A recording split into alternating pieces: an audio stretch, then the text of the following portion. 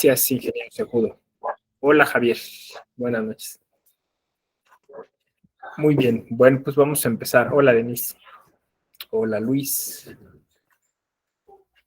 Y vamos a empezar con el tema de hoy, que ya lo había apuntado, lo había avanzado, y es el tema del derecho probatorio, ¿no? Las pruebas y pues toda esta nueva corriente, podría llamársele así, ¿no? Sobre teoría de la prueba. Hola, Víctor. Hola, Ana Cristina. Hola, Miguel.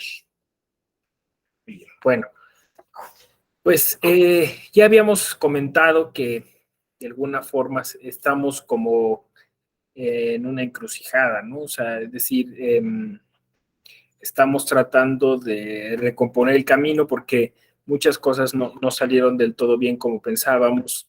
Este asunto de los derechos humanos, donde depositamos pues casi todas nuestras esperanzas respecto de una, pues sí, etización de las sociedades contemporáneas, cosa que no sucedió porque de nuevo volvimos a encontrar el modo de utilizar los derechos humanos contra los humanos, ¿no? Contra las personas. E incluso pues, todavía hay ahí un tema también pendiente, ¿no? O sea, los derechos humanos también pueden ser utilizados a favor de un grupo de personas, pero pues contra otras especies, contra el planeta, ¿no? Entonces, decíamos que seguimos a la búsqueda como de otro tipo de respuestas y que de alguna forma pues estamos revisando los procesos en los cuales pues habíamos depositado estas esperanzas. Uno de ellos pues era la interpretación constitucional, la argumentación jurídica, ya los hemos analizado, ¿no?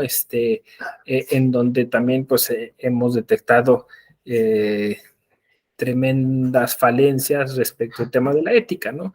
La argumentación jurídica a veces como ese efecto make-up para pues decorar algunas decisiones que al final de cuentas no tienen como pretensión el bien común o no tienen como pretensión ni siquiera hacer un trabajo un poco más profundo o de calidad, ¿no?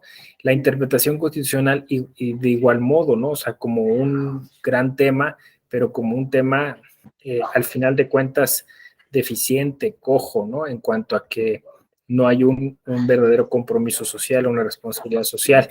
Muchas cuestiones políticas inundan, afectan ese ejercicio, ¿no? Entonces, pues así vamos encontrando como estas cuestiones que se han hiperbolizado, ¿no? O sea, es decir, la modernidad había pensado que un tipo de idealismo, un tipo de platonismo era importante, ¿no? Esta idea de plantear modelos que eventualmente pudieran servirnos de parámetro para llegar allá, ¿no? Entonces, pues estableció como esta idea de lograr ciertas aspiraciones, pues simplemente como diseñándolas, y de alguna manera el derecho, la justicia, el sistema electoral, pues tienen esta idea, ¿no? Esta idea como de constituirse en un bonito discurso que no necesariamente termina permeando la realidad. Entonces, ¿por qué se hiperbolizó, según mi parecer, en esta posmodernidad? Pues porque ahora parece que incluso este planteamiento sobre los modelos ideales, sobre los grandes relatos, al final se han como intensificado de algún modo, perdiendo absoluto contacto con la realidad, ¿no? O sea, por un lado, pues toda esta idea de la posverdad, ¿no? Poder inventar eh, pues básicamente universos alternos en los que hay otras razones, hay eh, otros factores. Esto es lo que nos ha afectado mucho, ¿no? Es decir, no sé si se note, pero de alguna forma esto que debía haber sido beneficioso para la humanidad, que era de alguna forma cuestionar esos dogmas, también se nos revirtió, ¿no? Entonces, uno de los temas que más se afectó fue el de la ética, ¿no? Porque pues, al final existen todas estas diversas explicaciones sobre las cosas, no existe un parámetro de objetividad, no existe la verdad. Y yo creo que aquí es una cosa sutil, y fíjense, el tema aquí es la verdad, o sea, para hablar de derecho probatorio hay que hablar de verdad. Una cosa es que la posmodernidad ya ha dicho, no es posible llegar a una verdad absoluta, eso es una cosa, ¿no? Y otra es que la verdad no exista, ¿no? O sea, una cosa es que alguien pueda asegurar yo estoy en posición de la verdad, y otra es que no nos esforcemos por alcanzar la verdad, ¿no? Entonces, esta es una como paradoja, no sé si se perciba, ¿no? Es decir, bueno, pues como no podemos alcanzar la verdad, renunciemos a construir verdades, ¿no? Y entonces planteemos distintos escenarios donde la verdad, pues, puede ser manejada o manipulada.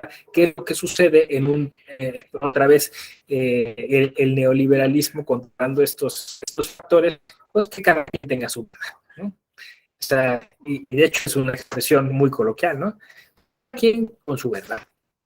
Si cada quien con su verdad no podemos construir absolutamente nada, no podemos construir sociedad, no podemos construir un Estado, no podemos construir un sistema, ¿no? O sea, cada quien se va de su casa y se defiende de su casa con lo que pueda, ¿no? Y defienda la verdad que sostiene y que cree y confía, ¿no? Entonces, hay como hay una cuestión que no hemos llegado a entender. Una cosa es crítica, una cosa es escepticismo, una cuestión es construcción a partir de la autopoiesis, y otra muy distinta es justo lo contrario, no construyamos nada, porque al final de cuentas, fíjate que yo respeto tanto tu autonomía y respeto tanto tu propia existencia, y ayer lo discutíamos, ¿no? Y entiendo perfectamente tu dignidad, que para mí no me importas nada, ¿no? O sea, tú desarrolla tu dignidad, desarrolla tu rollo, pero muy lejos. Es la hiperbolización de la tolerancia, ¿no? O sea, yo soporto la diversidad siempre y cuando no esté cerca de mí, ¿no? Entiendo la pluralidad siempre y cuando no sea parte de mi vida, ¿no? Y entonces logramos o sea, el objetivo contrario al que buscábamos. En lugar de integrar, nos volvimos a desintegrar, nos atomizamos. Y si ya de por sí, pues el individualismo estaba exacerbado, pues ahora se intensificó al triple, ¿no? Hay quien dice que pues la pandemia generó mucho más esta sensación de aislamiento. Hay quien dice que las nuevas tecnologías también están produciendo eso, porque paradójicamente parece que estás cerca, ¿no? Pero en realidad estás distante. O parece que estás en contacto, pero en realidad no te interesa, ¿no? Y entonces un tipo de apatía, un tipo de violencia se banalizó, ¿no? ¿En qué entra aquí todo el tema de la prueba? Pues porque para que exista la prueba, para que exista la necesidad de probar, pues se necesita de un método que intente buscar la verdad. Y entonces que frente a esa búsqueda y a ese convencimiento de los demás por alcanzarla, alguien diga, necesitamos pruebas. ¿No? Fíjense qué planteamiento tan distinto del derecho probatorio desde la ética, desde la filosofía. No sé si lo perciben. Mientras que los teóricos en derecho probatorio están como muy afanados de nuevo, otra vez en ese efecto make-up, o sea, de hecho así le llaman, ¿no? Le llaman estándares probatorios, ¿no? O sea, otra vez un checklist, un modo de calificar, una clasificación, no sé si me explico, o sea, cuando en realidad el tema es mucho más profundo porque tiene que ver o sea, con cuestiones filosóficas que tienen que ver con la ética, como el demostrar, ¿no? Como el convencer, pero a partir del autoconvencimiento, ¿no? Es decir, yo te quiero demostrar que, o sea, que lo que estoy pretendiendo, lo que estoy queriendo hacer, pues tiene sesgos veritativos, ¿no? O sea, que se puede comprobar, ¿no? No vengo y te invento algo, ¿no? Entonces, eh, ya lo apuntaba yo ayer, decía, qué grave, pero no hay una cultura de la verdad en nuestro país, ¿no? Al contrario, hay una cultura de la mentira. Hay una cultura de la mentira. Es tremendo, ¿no? Pero bueno, creo que sí lo comentaba ayer, pero o sea, los mentirosos em, reafirmándose en sus mentiras, ¿no? Por ahí alguien, no, creo que estaba en esta parodia, ¿no? Que hacen este grupo de actores que hacen El privilegio de mandar. Creo que estaba viendo uno de esos videos, ¿no? Otra vez sobre el plagio, porque ya tienen rato haciendo videos sobre eso, ¿no? Y entonces, pues es este afán, porque eso, lo que hace la sátira es radicalizar eso, ¿no? Este afán de, y por ahí decían, tú niégalo, niégalo, niégalo, niégalo, niégalo, ¿no? Y entonces es increíble, ¿no? O sea, ahora sale la asesora a decir que va a demandar a la UNAM, ¿no? Increíble, ¿no? O sea, niégalo hasta donde puedas, ¿no? Niégalo y demanda y di y si puedes, pues manda a hacer ahora sí la tesis y luego, no, casi, o sea, era demencial, ¿no? O sea, es increíble, o sea, es increíble porque, pues, justo estamos en la dinámica contraria a la que yo estoy explicando deberíamos estar, ¿no? O sea, estamos en, bueno, ¿cómo hago para crear una versión a modo, ¿no? Que me favorezca a mí, y cada quien creando la versión de la realidad que le favorece, así. Una cuestión, obviamente, un mundo falto de ética, ¿no? O sea, donde cada quien se rasca con sus propias uñas.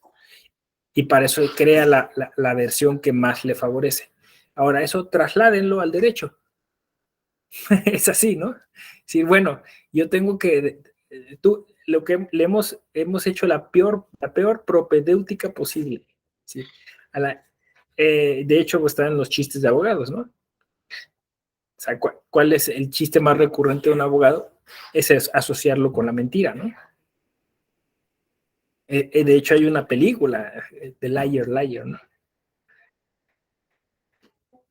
Exacto, niega haber estado en la fiesta hasta que tenga el confeti en los calzoncillos. Ah, bueno, de hecho, Broso decía también en un monólogo esa frase. Justo refiriéndose al plagio, ¿no? Estamos justo en eso, ¿no? Entonces, trasládenlo al derecho, ¿no? Si le hemos dicho a la gente, con el derecho se puede hacer lo que quieras. O sea, la norma puede servirte para lo que quieras. Todo está en cómo presentes, ¿no? Los hechos. Todo está en cómo alteres las cosas, ¿no? Entonces, a alguien se le ocurrió hacer un curso para enseñarle a la gente a colocar estos estándares probatorios, seguir una serie de fórmulas. Pero ¿qué es lo que va a pasar? Yo se los puedo, digamos, predecir, ¿no? Vamos a tener 10 años de curso sobre derecho probatorio sin ética, y lo que va a pasar es que al final vamos a tener procesos en donde las pruebas están valiosamente insertadas en el proceso, cumplen con todos los estándares, pero como no hay ese compromiso con la verdad, pues entonces, al final de cuentas, va a ser, pues, un poco la radicalización de lo que tenemos, ¿no? O sea, es decir, van a ser versiones muy bien armadas, pero enfrentadas entre sí. Y la gente más confundida nunca, ¿no? Porque ahora pues vamos a tener justo eso, ¿no? Versiones muy bien armadas, muy bien estudiadas, muy bien solventadas. Pero a nadie se le ocurre, otra vez volvemos al asunto que ya es clasista, digamos, de esta postura. A nadie se le ocurrió una cosa de sentido común, ¿no? Los profesionistas hablan de cadena de custodia. Es una cadena de eslabones, y esos eslabones comienzan en algún lado, ¿no? Entonces, tú formas a los últimos eslabones. Y los primeros, que son los funcionarios municipales, los policías en la calle, no, si esa gente no está formada y en cambio ha aprendido esta manera de operar el derecho, pues lo único que vas a hacer, pues justo es que a la mitad de la cadena vas a tratar de salvar o rescatar lo que se pueda. ¿Sí? Sí, más o menos lo vislumbran. Que es un poco, fíjense, pero Y aquí empiezan las historias bien interesantes, ¿no? Que es un poco lo que señaló el entonces ministro, bueno, y ahora acaba el saliente ministro, ex ministro presidente Saldívar, en el caso Florence Cassés, ¿no? O sea, ¿qué decía el caso Florence Cassés? Pues esto es un cochinero. O sea, dicen las malas lenguas que había un, unos salones muy grandes llenos de cajas con pruebas y cosas, ¿no? Y que de alguna forma, pues eso requería ética, o sea, requería trabajo, esfuerzo, ¿no? Y que entonces, en lugar de decir, bueno, reponemos el procedimiento, analizamos bien las cosas, la salida fue decir, no, este es un cochinero, ni lo quiero ver, ciérrenme la puerta, ¿no? Y así va a salir el proyecto, ¿no? El proyecto que pasó. ¿Y qué decía el proyecto? Bueno, pues si detectáramos que hay unos vicios, entonces, pues definitivamente tendríamos que dejar libre a la persona, ¿no? Y por ahí yo me imagino a alguien jalándole así la toga al ministro Saldívar y decir, oiga, ministro, pero en México todos los procesos tienen estos vicios, todos. ¿Los vamos a dejar todos afuera? Y dije, chil, ya la regamos. Y ahora qué hacemos, bueno, ni modo. Ya saben, ¿no? El procedimiento estándar. Neguémoslo todo, ¿no? Vamos para adelante, ya nadie dice, ¿no? Para atrás ni para tomar impulso. Y así fue. O sea, ese caso fue así, porque al final de cuentas, fue algo sumamente confuso en cuanto a las versiones. Sí, hay un señor en la cárcel, pero pues al final no satisfizo a nadie esa versión. La señora Cassés salió y se fue. Por cierto, hay un documental de Netflix muy interesante. Un poco la impunidad, ¿no? Que es como pues, el recurrente en estos asuntos. Eh, Dice Luis Alfredo, decir todo menos la verdad. Dice Javier, es mi internet, se corta mucho el audio. No sé, ¿se corta o no? Un poquito. No, dicen los demás que no. A lo mejor sí es tu internet, Javier. ¿Sabes qué? Aquí Meet tiene una ventaja, que cuando está mala mi señal, te aparece un puntito amarillo y dice, tienes problemas. Aquí dice solución de problemas y ayuda. Pasa, no te preocupes, pero si continúa, lo que te recomiendo es apagar tu cámara, porque eso puede mejorar un poco otros procesos o si tienes abiertas ventanas, también cerrarlas y esas cosas. Pero igual, si soy yo, también comuníquenmelo. Dice Daniel, también se corta un poco, dice Luis Alfredo. Bueno, vamos a seguir adelante un poco. Yo voy a hacer también lo mismo. Yo no tengo ventanas abiertas, pero voy a quitar el internet del celular, que también puede que eso genere problemas. Y nos vamos para adelante, ¿no? Bueno, yo, como sabrán, he construido gran parte de mi análisis justo por este acercamiento a la cultura popular, ¿no? Entonces, perdón porque son esas referencias, pero a mí me parecen unas referencias muy potentes. Y me refiero pues a documentales como una película de policías, no sé si la vieron, ¿no?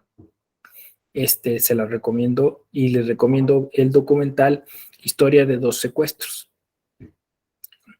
Si ustedes engarzan esos 3 documentales, el de Lorenz, el de Historia de dos secuestros y una película de policías, a mí me parece que hay un mensaje que articula esos 3 documentales muy bien, ¿no? Y una es que, pues, no hay ninguna intención, no hay una voluntad política por un tipo de capacitación o de formación del personal que está en la Procuración de Justicia en el primer contacto con la gente, ¿no?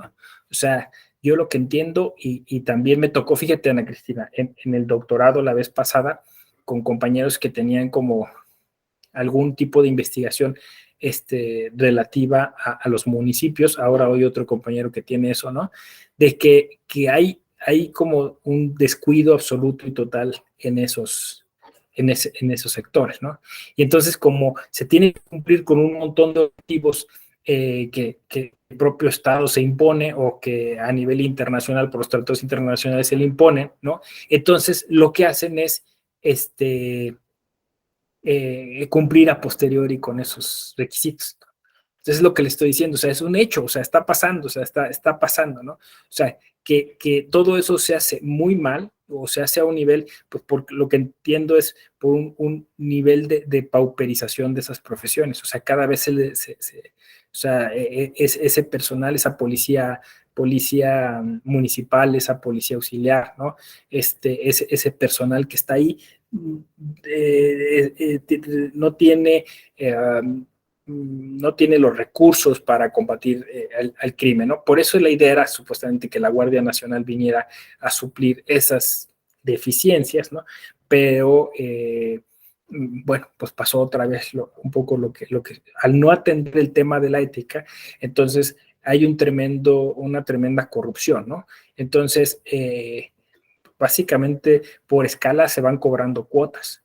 Entonces, es un mundo de cuotas ahí, donde todo tiene un precio, ¿no? Por ayer vi una infografía sobre lo que cuesta estar en la cárcel, ¿no? O sea, todo se vende. Entonces, en ese mundo al que nadie le quiere entrar, al que nadie quiere vender, mirar, que es el de los custodios también, el de los centros de readaptación social, todo ese mundo, o sea, es como un hoyo negro que insisto, pues muestra un tremendo déficit, ¿no? Entonces, lo que sucede es que para llenar entonces, pues con esa estadística, llega a un nivel intermedio en el que ya los operadores jurídicos pues tienen que llenar esos números, ¿no? Entonces, así como al policía le toca decir, pues detuve a tantos o hice a tantos, ¿no? Pues después a los jueces del sistema penal acusatorio, pues les toca, que además se vino a acrecentar la injusticia, porque pues ahora se hace con mucha mayor velocidad, ¿no? Es decir, la oralidad que debía haber sido a nuestro favor, ahora fue usada en nuestra contra, ¿no? Entonces, ya por cualquier cosa, pues te pueden detener, te vas a prisión preventiva oficiosa y puedes estar ahí años sin saber de qué se te culpa, ¿no? O sea, un tremendo hueco, hoyo del sistema penal en el cual pues se sustenta sobre mentiras, ¿no? Está construido sobre mentiras, ¿no? Eso es un poco lo que dicen estos tres documentales. Y entonces, ¿qué pasa con el derecho probatorio? Bueno, pues el derecho probatorio de alguna forma termina siendo como la punta del iceberg, ¿no? O sea, es decir, ahí te fijas como la la clase política, los abogados, las abogadas, pues están ahorita, en lugar de mirar hacia allá, decir, pues vamos a tomar cursos, ¿no? Entonces está plagado de cursos sobre derecho probatorio por todos lados, ¿no? Que además ofrecen por los centros que no tienen ningún interés porque las cosas mejoren, ¿no? Me refiero pues a universidades extranjeras que ofrecen estos posgrados en México.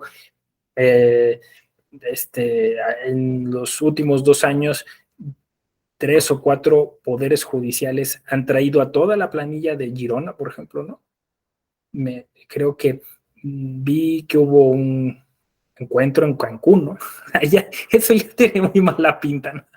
Derecho probatorio en Cancún, ¿no? Vienen todos los profesores de Girona, dices, o sea, de verdad, o sea, es insultante, ¿no? Y creo que en Puebla, ¿no? En Puebla también hubo un ejercicio similar. Estado de México me suena, no sé, pero bueno, eso es lo que ves, ¿no? O sea, que en lugar de estarnos preocupando por atender estos temas que estoy apuntando, la gente dice, pues es que es más cómodo, es menos doloroso, es más bonito, pues inscribirme a un curso, ¿no? Inscribirme a un curso. Y los poderes judiciales con eso dicen, mira, yo ya cumplí, capacité a mi personal en este tema de pruebas, ¿no? Pero, insisto, no hay un diagnóstico real, porque no lo van a hacer los gobiernos, ¿no? Sobre este tema, sino que yo lo he detectado justo a nivel de documentales, ¿no? Y eso, digamos, de estos tres, ¿no? Pero hay un montón de documentales, ¿no? O incluso películas de ficción, ¿no? Que se apoyan en hechos, digo, muy, muy fuerte La Civil, no sé si vieron esa película, ahora creo que Ruido, ¿no? Las tres muertes de Escobar, ¿no? De la señora Escobar, Marcela Escobar, ¿no? Es otro documental poderosísimo, ¿no? Y ahí te das cuenta, ¿no? O sea, cómo pues, en el caso es Marcela Escobar, ¿no? Es increíble, o sea, ella hace toda la chamba. Va y busca, encuentra, saca fotos, informa, ¿no? Y llega a encontrar quiénes son los secuestradores de su hija, ¿no? Y termina asesinada, ¿no? O sea, es tremendo ese documental, ¿no? Y además todo el mundo sabía, ¿no? La van a matar, la van a matar, la van a matar, y la mataron. Entonces, no es solo tremendo, sino que también es pues, como muy desilusionante, ¿no? Esa cuestión. Entonces, yo entiendo que está bien, vamos a asumir la coyuntura, vamos a asumir el área de oportunidad que tiene que ver con el derecho probatorio. Muy bien, empecemos a hablar de verdad, verdad fáctica. ¿Qué significa la verdad, no?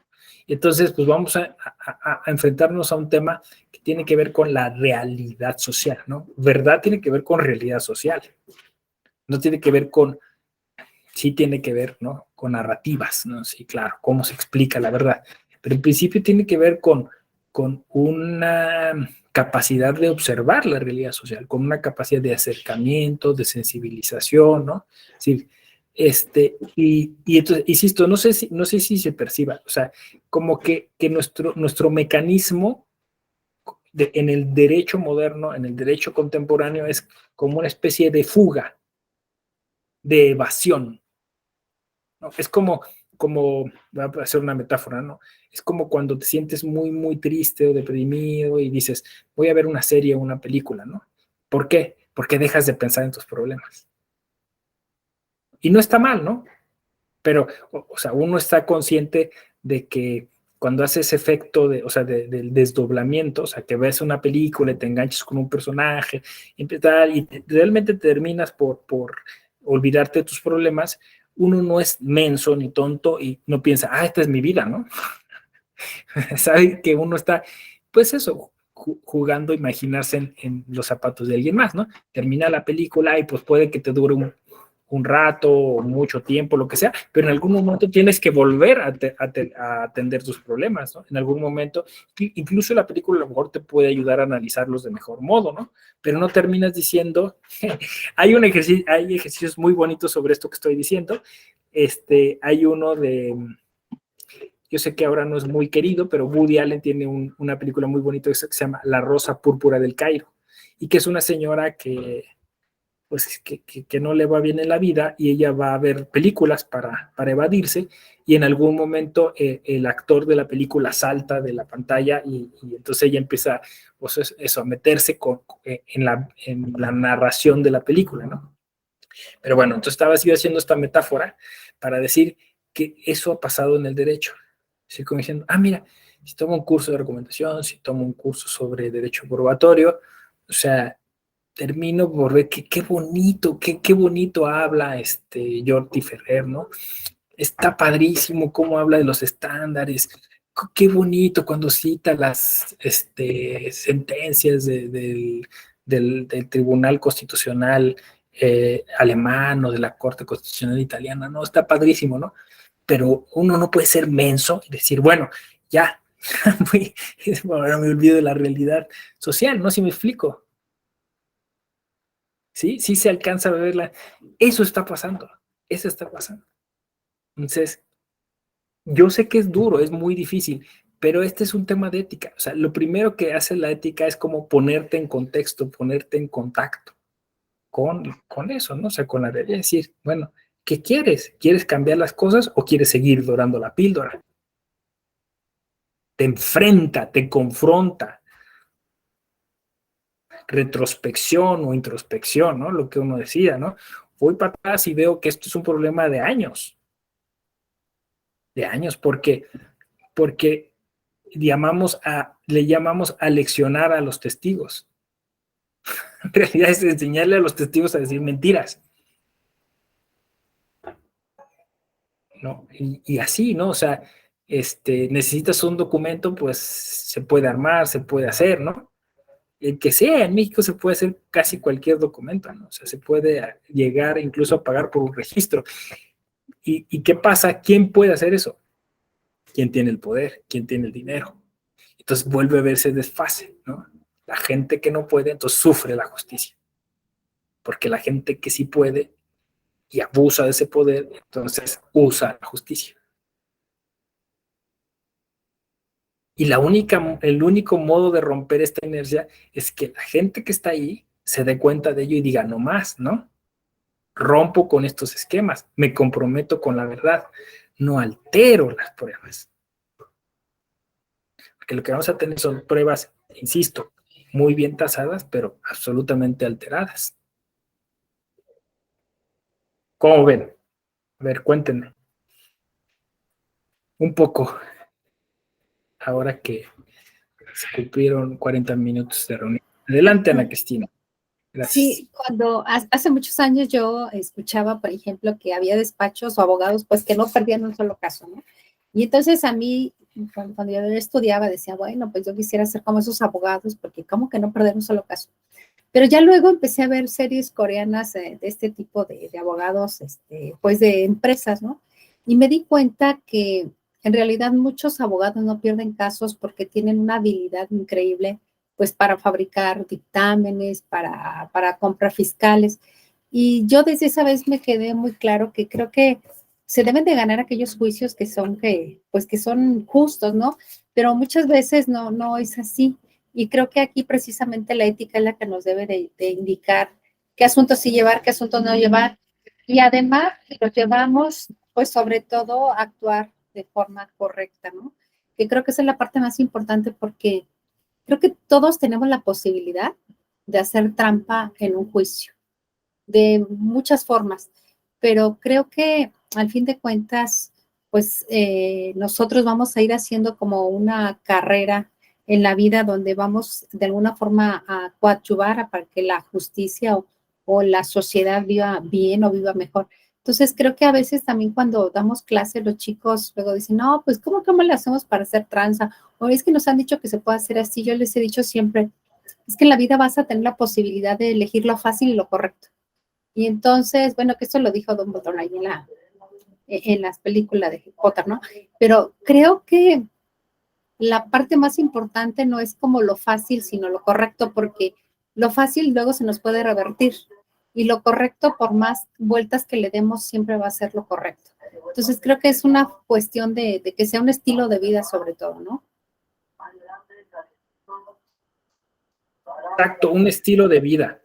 Estilo de vida es un sinónimo de ética. O sea, porque la idea es que, y de la ética de las virtudes, o sea, es que la ética se compone de hábitos buenos. Los hábitos buenos son virtudes. Entonces, un estilo de vida, un sistema de pensamiento, una manera de conducirse, ¿no? Un criterio para hacer las cosas, ¿no? Es una forma de referirse a la ética. Entonces, sí, efectivamente es un cambio de pensamiento que lleve a hacer las prácticas de otro modo, ¿no? Que lleve, como dije al inicio, a hacerse preguntas respecto de ¿es correcto o no es correcto? Como dijiste tú, Ana Cristina, ¿elijo este caso o no? Y si lo elijo, ¿bajo qué parámetros o qué estándares que no afecten a otras personas o que no terminen por, pues eso, por involucrar impunidad o generarle pues, un daño a alguien, ¿no? O dolor a alguien. Y ahí uno va encontrando pues, distintas respuestas a esas preguntas. Ahora, yo soy de la idea, esa es una cuestión que yo he venido como pensando, es una cuestión vamos a decirlo así, una opinión personal, pero que creo que pudiera funcionar al final como un planteamiento teórico importante para este cambio. Yo creo que una de las, o sea, porque si ustedes ven cómo fui construyendo esta argumentación, yo les decía, tiene que ver mucho con la formación del Estado moderno, ¿no? Que supuso, cuando hablamos de derechos humanos lo comenté, que supuso este aislamiento, esta atomización, y porque eso le favoreció un tipo de control. Entonces, nos aisló para que no pudiéramos asociarnos. Y nos vendió la idea, por ejemplo, no me dejarán mentir, que el proceso es un asunto aislado. O sea, que si un proceso se hace mal, no pasa nada, porque quien afecta es a las partes. Incluso nos vendieron toda una idea sobre el triángulo procesal, no sé si se acuerdan, ¿no? Las dos partes y el juez que decide, ¿no? Y yo siempre creí que eso era malicioso, ¿no? Porque desde siempre la justicia ha tenido una dimensión social. O sea, es decir, junto a la justicia conmutativa, que sí es entre dos partes, hay una justicia distributiva. O sea, lo voy a poner en estos términos. En cada asunto judicial, por más menor que sea, por más aislado que sea, hay una expectativa social. Y eso es ética, ¿no?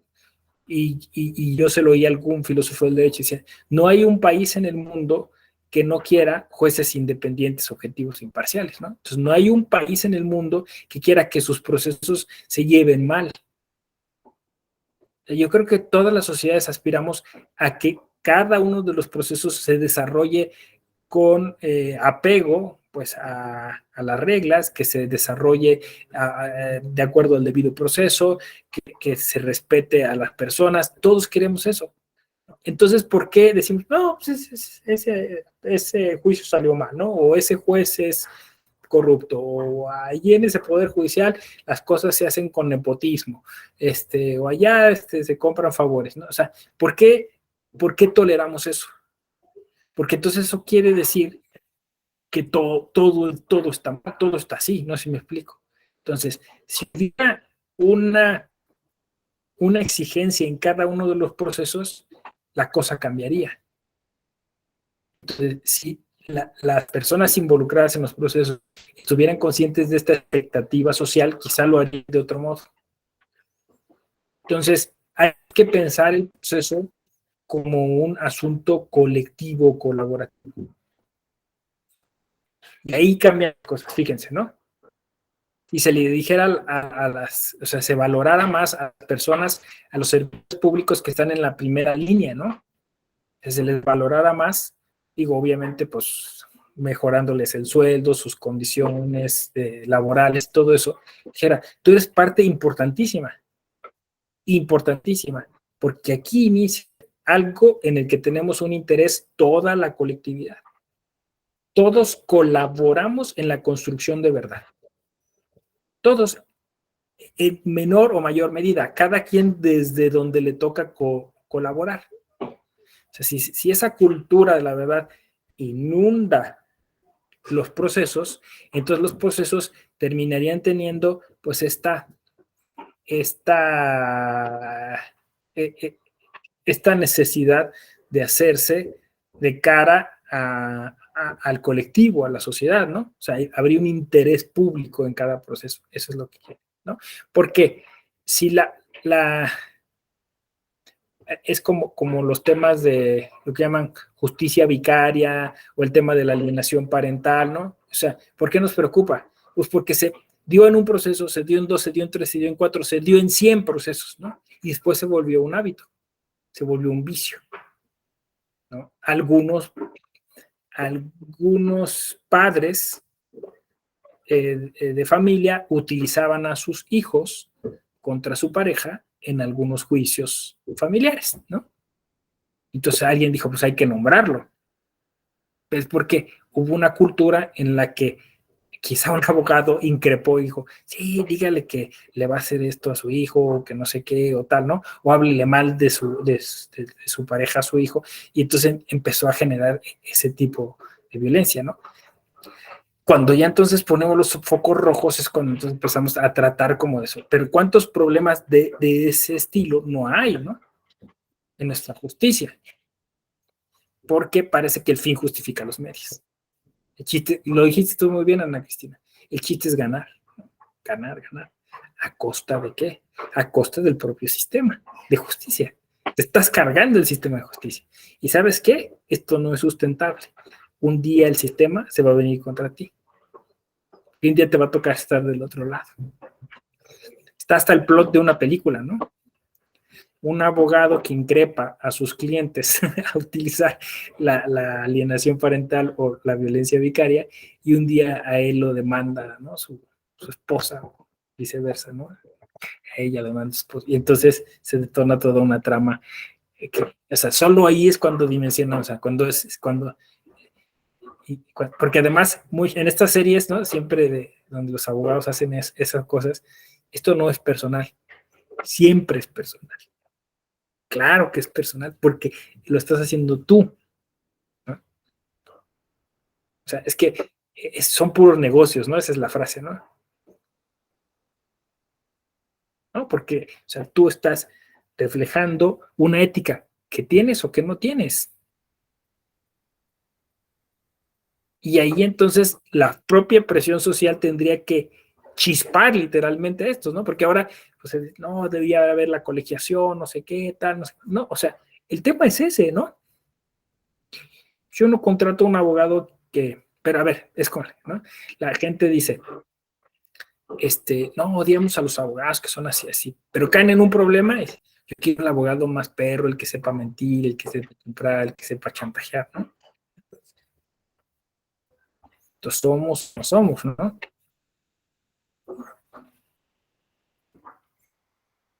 Ahí está un poco esa cuestión, ¿no? O sea, la doble moral, la doble moral.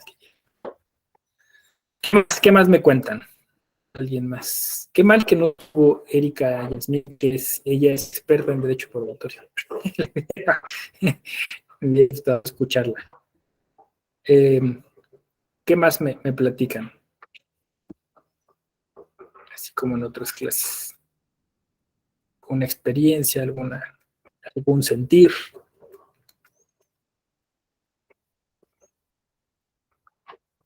¿Cómo se siguió escuchando? ¿Bien o otra vez cortado? ¿Ya mejor, Javier? ¿Sí? Gracias. Bueno, y de hecho, o sea, este cambio paradigmático hacia una cultura de la verdad apoya mucho incluso en la propia jurisprudencia de la Corte Interamericana, ¿no? O sea, digamos, en los propios trabajos que piensan sobre cómo mejorar la justicia, pues encontramos que ahí necesitamos, pues eso, impulsar esta cultura de la verdad que tiene que ver con un tema que se ha vuelto recurrente en nuestros países, en América Latina, ¿no? Es decir, hay sistemas que han creado verdades alternativas, historias oficiales, que nos han hecho mucho daño, ¿no? Nosotros provenimos de sistemas autoritarios, como la Guerra Sucia de los años 70, que de alguna forma seguimos entrampados ahí. Muchos dicen que hay que cerrar ciclos, ¿no? Nosotros tenemos infinidad de ciclos abiertos, ¿no? O sea, que no sabemos qué sucedió, ¿no? O sea, no sabemos qué sucedió bien en el 68, no hubo culpables por esos hechos, esos actos, sumamos Aguas Blancas, Ayotzinapa, y así, ¿no? Van las muertas en Juárez, ¿no? O sea, tenemos una larga lista de casos donde no tenemos eso, de qué agarrarnos, ¿no? No tenemos una versión que nos satisfaga, que nos genere memoria colectiva, nos permite decir, esto no vuelve a pasar, no más, ¿no? O sea, las manifestaciones de madres de desaparecidos en toda América Latina, pues eso, no más, ¿no? O los grupos de feministas, pues tratando de evitar esta violencia de género. Por cierto, que mañana es 25, ¿no? Día de la violencia contra las mujeres, día naranja. Pues es eso, o sea, en México tenemos este tremendo problema y siempre es eso, o sea, no más, pero no más a partir de qué, porque seguimos en esta vorágine de violencia. Entonces, pues se ha insistido mucho a nivel interamericano, a nivel regional, pues que tendríamos como países que que comprometernos con esa verdad, ¿no? Insisto, yo en México no escucho mucho hablar de verdad y memoria, ¿no?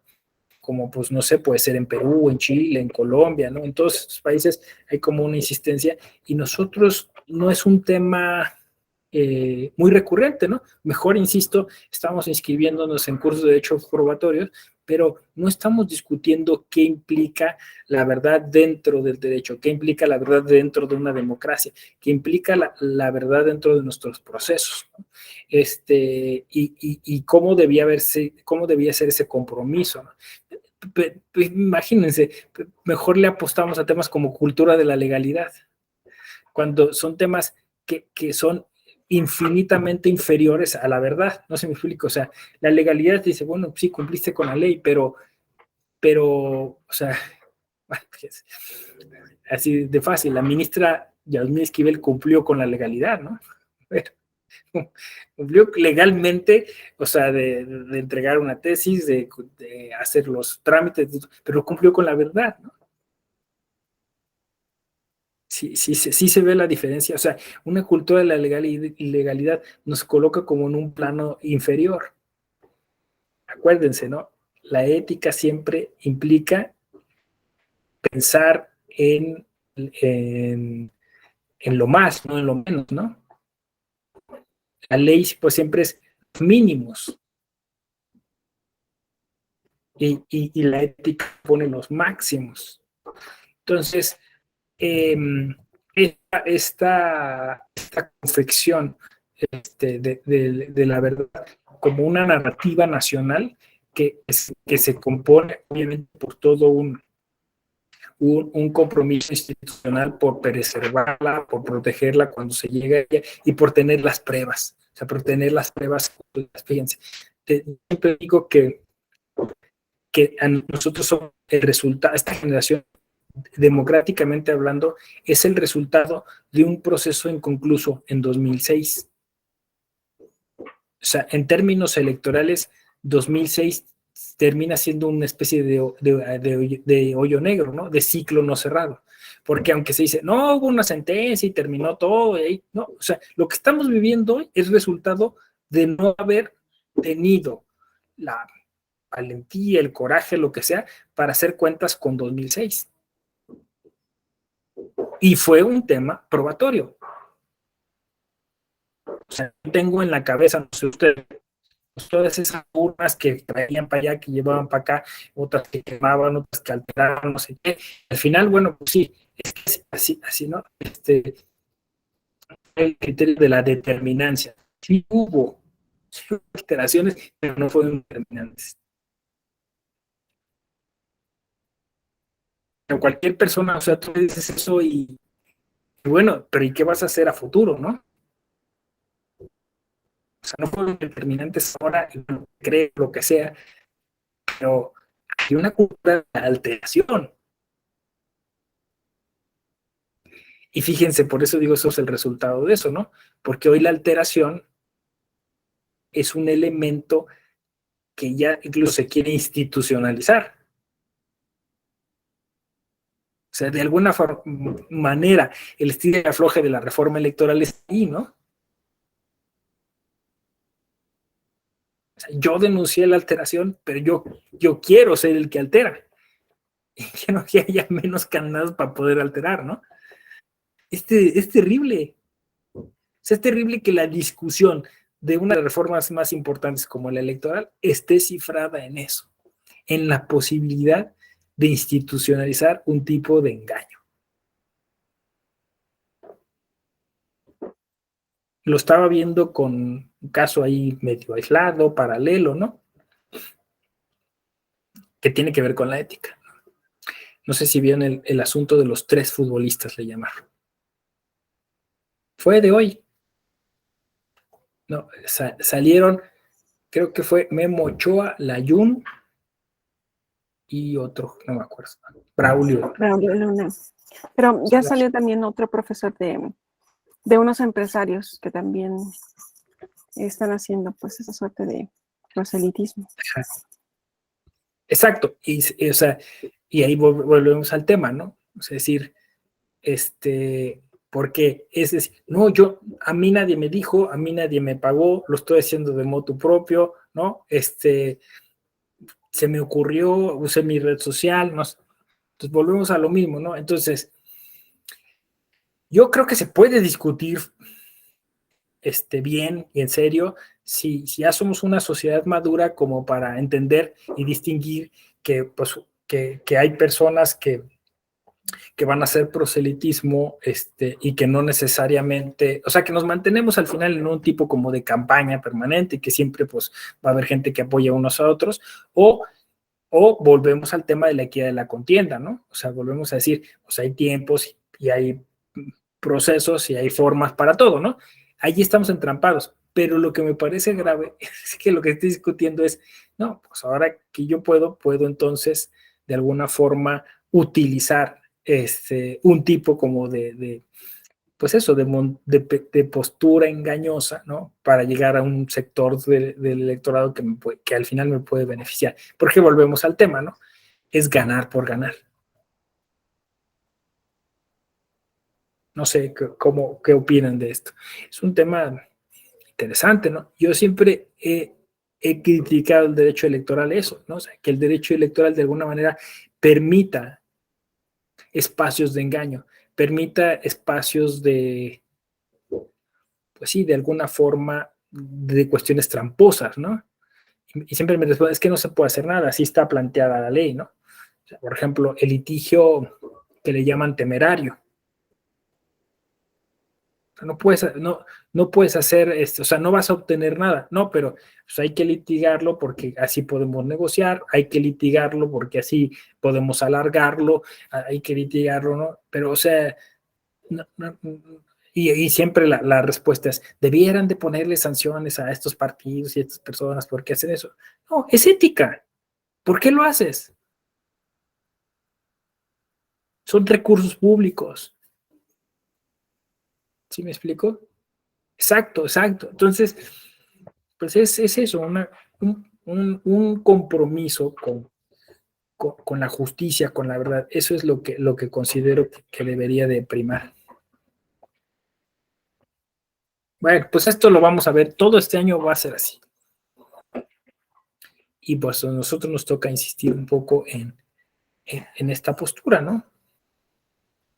En tratar de que se conduzca con lo mayor que se pueda a la ética, los procesos, las actividades, las prácticas, ¿no? ¿Cómo ven? ¿Qué opinan? ¿Todo bien? ¿Alguna otra cosa? ¿Todo bien? ¿Todo bien? Sí. Muy bien. Bueno, pues yo hasta aquí estaría desarrollando ese tema. Es un tema sencillo, ¿no?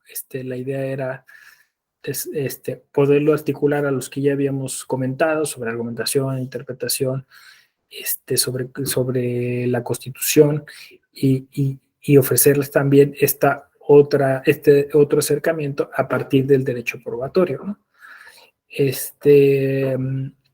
Mañana me toca con ustedes, creo que no. O sí. Pero pues seguro voy a estar regresando la próxima semana. Dice Manuel, ¿hasta qué punto puede alegarse ética profesional para hacer cosas amorales en juicio, ¿no? Sí, entiendo, Manuel, la pregunta. Mm, eh, eh, claro que hay, o sea, como todo, hay clasificaciones de la ética y hay formas de llamarle a la ética y decir esto lo estaba haciendo, ¿no? Por un tipo de ética, pero se entiende que en la discusión y en la búsqueda por la verdad, pues hay métodos que son menos lesivos para otras personas, ¿no? O sea, ¿cuáles son como las cosas donde podemos detectar que una actividad no es más o menos ética que otra, ¿no? Yo entiendo que eso también lo estamos discutiendo, pero pues al final, si afecta a alguien, o sea, ese es un parámetro, ¿no? De que quizá no es tan ético, ¿no? De si está generando, pues, una práctica que al final deteriora el sistema, pues también no está bien, ¿no?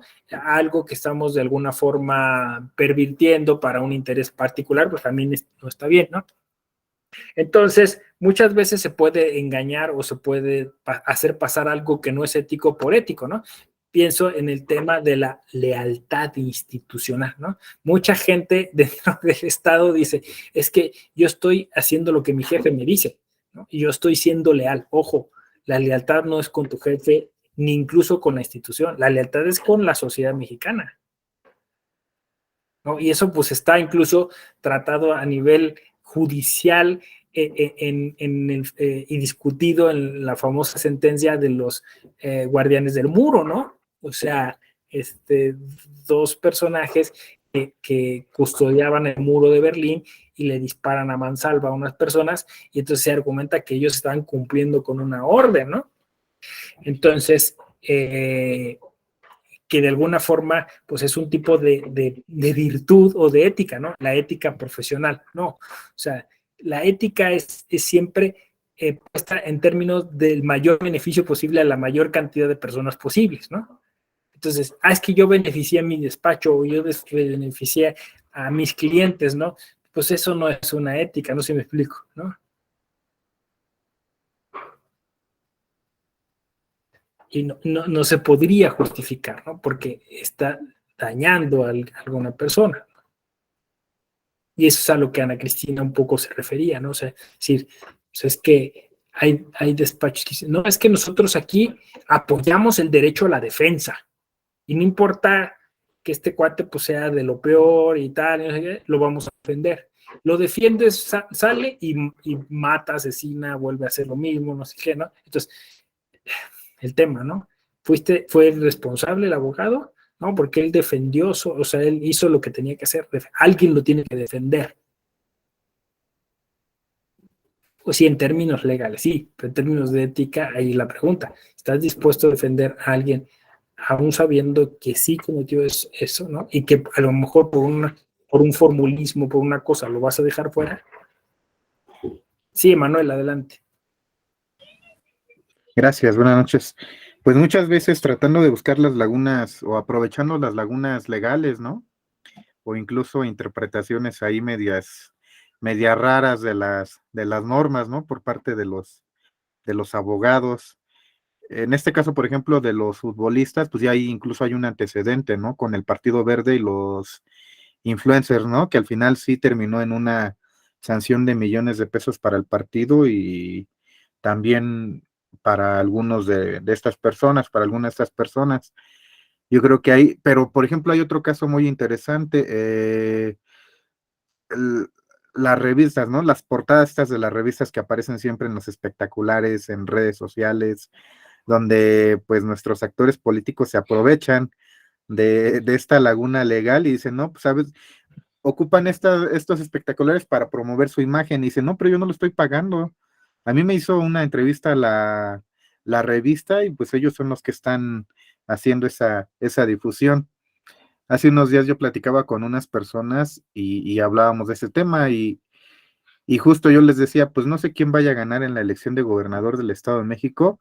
Lo que sí puedo decir es que quienes ya ganaron son los de la revista Mundo Ejecutivo, ¿no? Porque en su portada ya promovieron a las dos candidatas, o sea, ya promovieron a varios de los actores políticos que están ahorita con intereses en juego aquí en el estado. Entonces, pues ellos ya se llevaron varios millones de pesos prestando su imagen, su nombre. Y bueno, pues las defensas de los partidos, pues al final eso no va a terminar en una sanción. No van a ser ni actos anticipados de precampaña o de campaña en su caso. No va a ser un recurso fiscalizable a los partidos. Entonces, por ahí se aprovechan, reitero, de esas lagunas legales y pues para hacer diversas interpretaciones de las normas. Una disculpa que no puedo prender la cámara, tengo aquí un poco No te preocupes, Emanuel. problemas Sí. con la señal. Gracias. La cuestión de la ética es que no hay respuestas definitivas, ¿no? O sea, puedo aprovecharme de un vacío legal, de una anomia, ¿no? de un formulismo. Insisto, bueno, pues sí, si no dañas a alguien, si no dañas al sistema de alguna manera, si no generas impunidad, o sea, uno mismo tiene que ir como generando esas preguntas y esas respuestas, ¿no? Lo malo es que se vuelva como cotidianeidad, o sea, que siempre sea eso y que además sea lesionando a otras personas, ¿no? Entonces, ese es el asunto. Sobre el tema de los futbolistas, por lo que entiendo, es que el problema está en que ya se les aplicaría la nueva legislación, ¿no? O sea, ya entrarían dentro de lo aprobado en la reforma. Entonces ya no les aplica, o sea, ya el criterio del Partido Verde ecologista y las multas y todo eso ya no sería operante, porque ya en la nueva ley se permite de algún modo este tipo de mensajes de apoyo, algo así. Entonces, bueno, ahí está, dice, bueno, ojo, no estoy a favor de tales conductas. Sí, no, yo entiendo que estás problematizando, ¿no? Entonces, yo en el mismo afán digo, es posible porque al final, pues se podría, o sea, ahí al final lo que se trata son escalas de valores, ¿no? Sí, y si la ley de alguna forma se constituye un valor que puede ser superado por otro, que no se puede ser la integridad de una persona o lo que sea, bueno, pues se puede ponderar. Daniel, adelante. Sí, buenas noches, doctor. Pues yo podría un ejemplo, hablando otra vez de la película de Jim Carrey, Mentiroso, Mentiroso, cuando él gana un juicio o gana el juicio con la actriz, no recuerdo cómo se llama, y al final lo gana, a pesar de que todo apunta de que ella ha cometido adulterio, que solo está, digamos, pidiendo una pensión pues millonaria, al final gana o el esposo pierde el juicio porque ella se casó menor de edad. Entonces todo eso pues la protege a ella, pero creo que ahí hay algo muy ético porque al final de cuentas al señor lo ponen como un buen esposo, amante de los hijos, que se portó bien. Ahí cómo entraría la ética, porque a pesar de que ganó el caso el abogado y que es un caso pues ficticio, creo que se da mucho aprovechar una laguna, pero ¿qué tan ético es aprovechar una laguna legal? Eso es cuanto.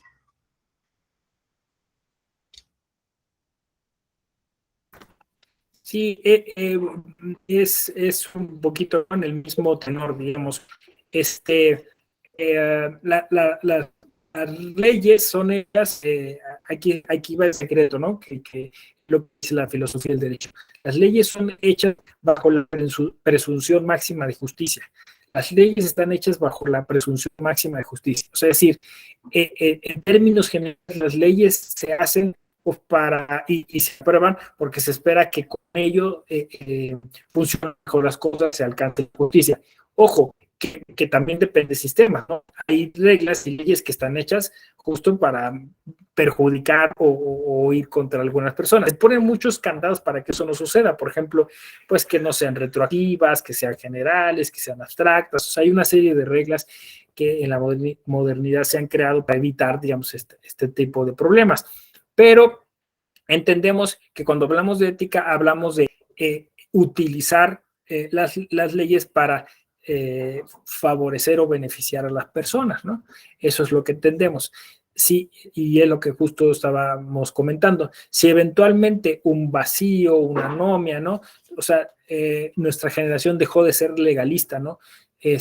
Permite que de alguna forma se genere un beneficio, ¿no? Pues incluso una interpretación extensiva, maximizadora, pues está en el mismo tenor, ¿no? Porque hemos encontrado un valor superior al que la ley tenía.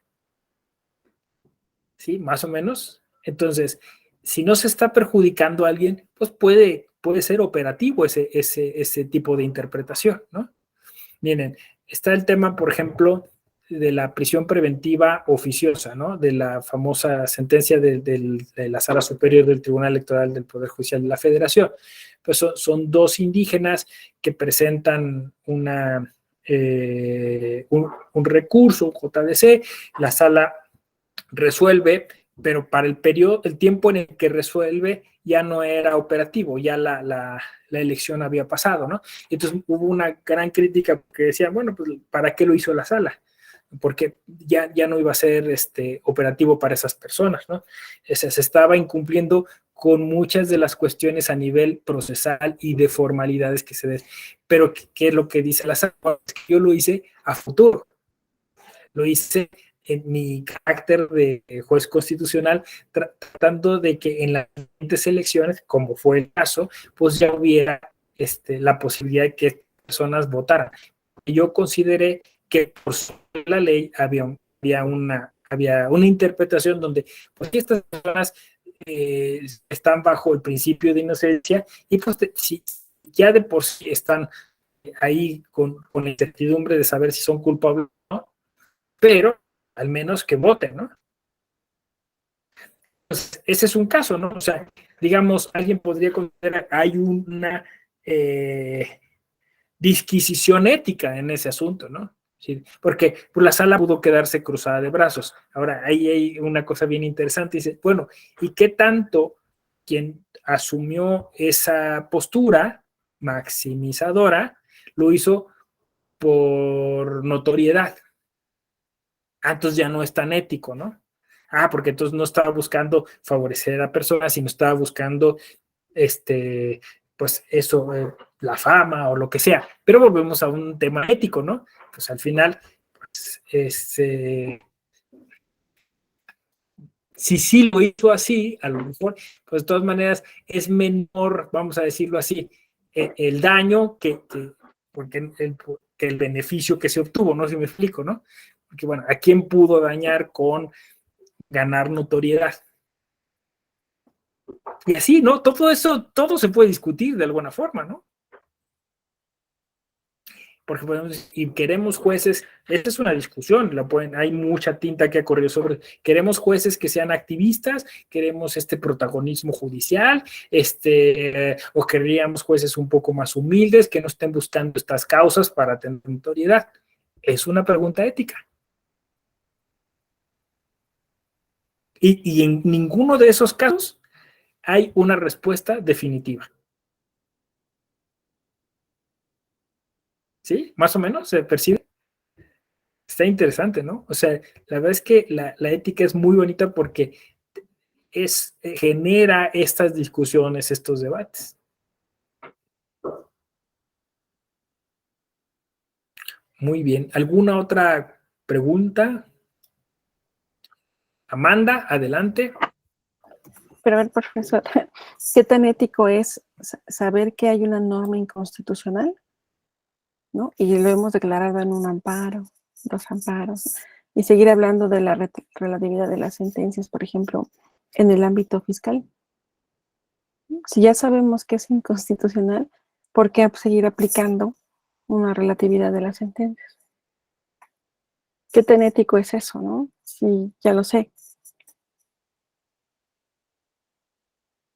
Sí, yo justo ayer argumentaba en ese sentido, ¿no? O sea, yo decía que hay una falta de ética, vamos a decirlo así, en algunos planteamientos del propio sistema, ¿no? Y que se hacen pasar por legalidad o que se hacen pasar por regularidad, ¿no? Y que al final pues se trata más bien pues de un tipo de interés político, ¿no? O sea, ¿por qué la Corte sigue sin resolver de fondo una cosa que a todos nos queda claro, que la prisión preventiva oficiosa es totalmente injusta? ¿Por qué no lo resuelve? Entonces, volvemos al tema de ayer, ¿no? Porque está administrando justicia, ¿no? O sea, está haciendo una serie de cálculos políticos porque, o sea, es claro que, y lo ha hecho muchas veces la Corte, con un ejercicio de interpretación constitucional podría ya haberlo solventado ese tema, ¿no? El tema de lo fiscal. Pues es claro que no sé, un gran porcentaje de impuestos son impuestos injustos, ¿no? Se hacen hasta chistes y memes sobre eso, ¿no?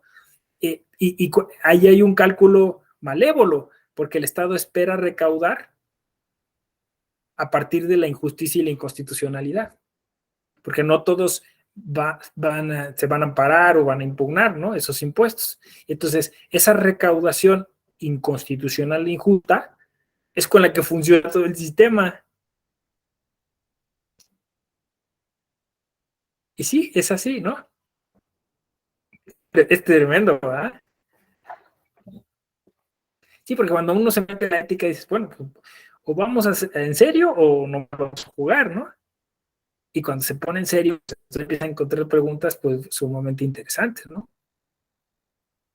Pero fíjese, en las cuestiones fiscales, ¿quiénes son los que no se amparan?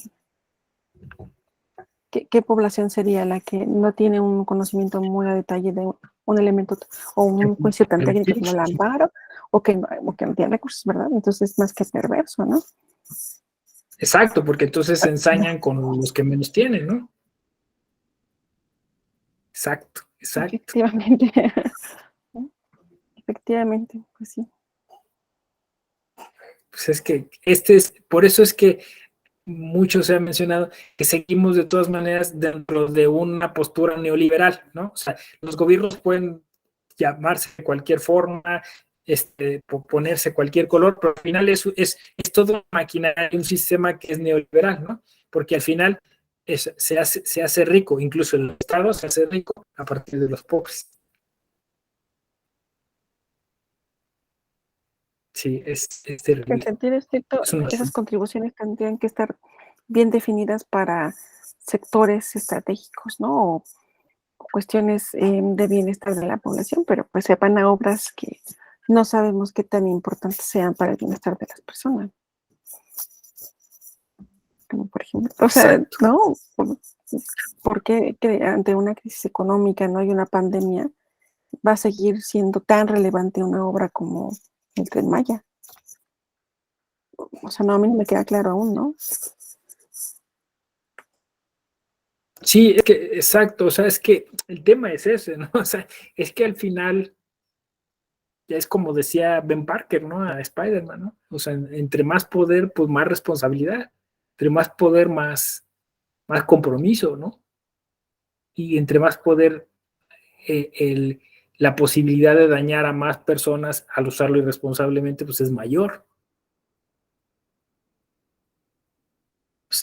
La ética tendría que ser ir subiendo en esa dimensión y es tener la persona, por eso nos preocupa tanto el tema de la corte y lo que sucede y todo eso, porque pues entendemos que pues, son 11 personas que tienen que ser sumamente éticas, porque están comandando de alguna manera la construcción de los criterios jurisprudenciales más importantes del país, ¿no?